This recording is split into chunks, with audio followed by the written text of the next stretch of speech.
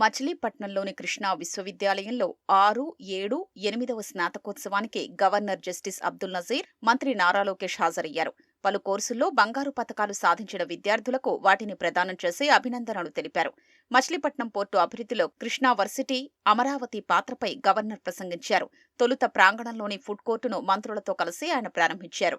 అనంతరం నిర్వహించిన కార్యక్రమంలో పలువురికి డాక్టరేట్లు ప్రదానం చేశారు. Swarna Andhra 2047 is a comprehensive vision document unveiled by the Andhra Pradesh government aiming to transform the state into a wealthy, healthy and happy state by the centenary year of India's independence in 2047. This vision aligns with the national vision of Viksit Bharat at 2047. It aims to position Andhra Pradesh among the top 3 states in the country in GDP, investments, quality of life by 2047.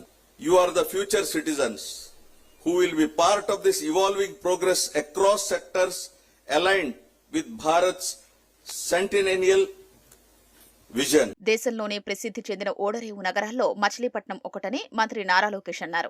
ఉద్యమాలకు పుట్టినిల్లుగా అభివర్ణించారు. ఎంతో మంది గొప్ప స్వాతంత్ర సమరయోధులు, రాజకీయ నాయకుల్ని కృష్ణా జిల్లా అందించిందన్నారు.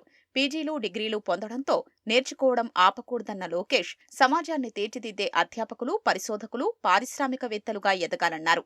ఎప్పటికప్పుడు సాంకేతికతను అందిపుచ్చుకుంటూ అన్ని రంగాల్లో రాణించాలని సూచించారు.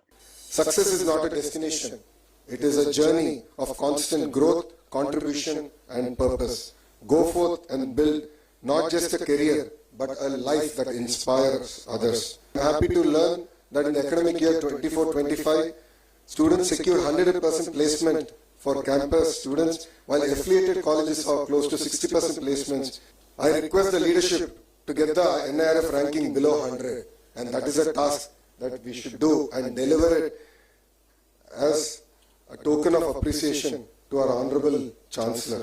స్నాతకోత్సవంలో బంగారు పతకాలు సాధించిన విద్యార్థులు, పీహెచ్డీ సాధించిన వారు హర్షం వ్యక్తం చేశారు.